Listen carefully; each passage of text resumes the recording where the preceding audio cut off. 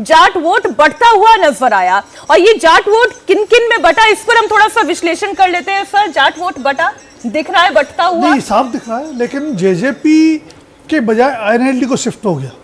2019 में जेजेपी के पास major share गया था जाट वोट का, जेजेपी 0 हो गई है, आईएनएलडी रिवाइव होता हुआ दिख रहा है। अच्छा, एक खबर बता देती हूँ, जुलाना से विनेश फोगाट अब आगे चल रही हैं, 5000 वोट से वो आगे चल रही हैं। बीच में पीछे होने की खबर उनकी आई थी, लेकिन उन्होंने वापसी कर ली है, वो अब आगे चल रही हैं। इसके अलावा फिरोजपुर झिरका से भी ठीक खबर कांग्रेस के लिए आ रही है, यहां से भी जो कांग्रेस के प्रत्याशी हैं वो आगे चल रहे हैं। जुलाना से विनेश फोगाट आगे चल रही हैं। भूपेंद्र हुड्डा की जो लीड है वो बहुत बड़ी लीड है, 47,000 वोटों से आगे चल रहे हैं। फिरोजपुर झिरका में भी कांग्रेस 70,000 वोटों से आगे चल रही है, लेकिन इसके बावजूद टैली में कोई बदलाव नहीं है।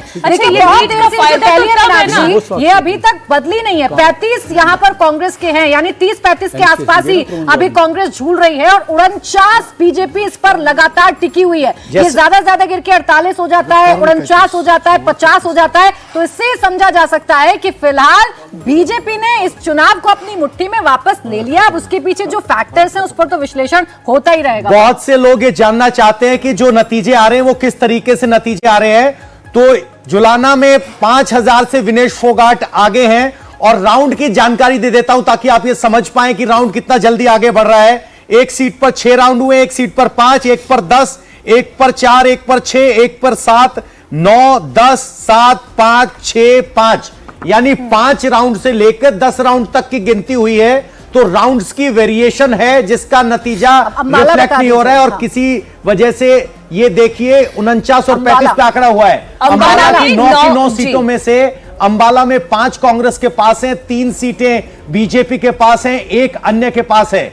और इसके बाद अगली सीट पर चले, अंबाला के बाद रीजन वाइज अगर हम हरियाणा को समझने की कोशिश करें, गुड़गांव की बात करें, तीन जो है कांग्रेस पार्टी के पास, 6 बीजेपी के पास। पहले हम स्क्रीन पर दिखा रहे हैं, ये देख लेते हैं। जैसे पवन बार ये कह रहे हैं कि नया वोट बैंक यहां पर बीजेपी ने जरूर लिया है। 9 सीटें यहां पर हैं, 8 बीजेपी यहां पर जीत रही है, और 1 सीट पर अदर्स, यानी कि क्लीन स्वीप हम कह सकते हैं बीजेपी का। 8 सीट बीजेपी यहां पर जीत रही है, सिर्फ 1 सीट अदर के खाते में जा रही है। निश्चित रूप से बड़ी सफलता है, क्योंकि अभी लोकसभा चुनाव हुआ, उसमें धर्मवीर का जो मार्जिन था जीत का वो कम हो गया था, 50,000 के आसपास था। पिछली बार 3-3.5 उसके मद्देनजर आप देखें 9 में से 8 सीटें लेना बीजेपी के लिए बहुत बड़ी सक्सेस है। इसके अलावा बाकी और इसमें कहीं ना कहीं किरण चौधरी का जिस तरह से बीजेपी में शामिल होना हुआ है उसका भी असर पड़ा है। बंसीलाल की फंडा ये था कि जैसे जाटों का बंटवारा होता था, इधर धर्मवीर उधर किरण चौधरी वाली फैमिली में, वो दोनों एक साथ आ गए। अहिरवाल बीजेपी के साथ थे ही, और जो सांसद हैं बहुत पॉपुलर सांसद है, तीसरी टर्म के वो सांसद ही हैं।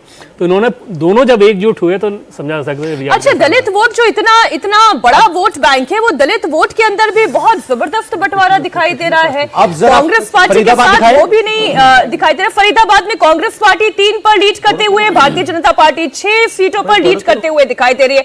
रोहतक के रीजन की आप बात करें, कांग्रेस पार्टी 6 पर, बीजेपी 2 पर, 1 अन्य के खाते में। सोनीपत रीजन की भी बात कर ले, 3 पर कांग्रेस पार्टी की लीड, बीजेपी 3 पर है।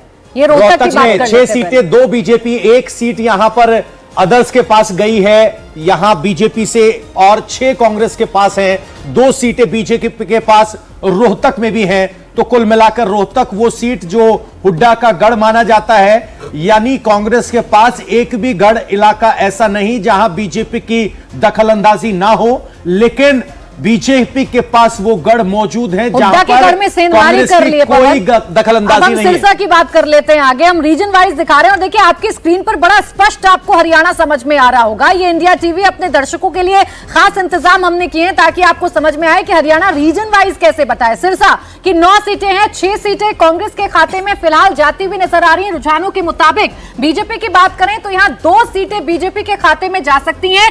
जो 1 सीट हम कह रहे हैं जिस पर आईएनएलडी ने बढ़त बनाई है, वो 1 सीट इसी रीजन से आती है, सिरसा रीजन से ही आती है, जहां पर कुछ चौटाला फैमिली का जो कमाल है वो देखने को मिल रहा है।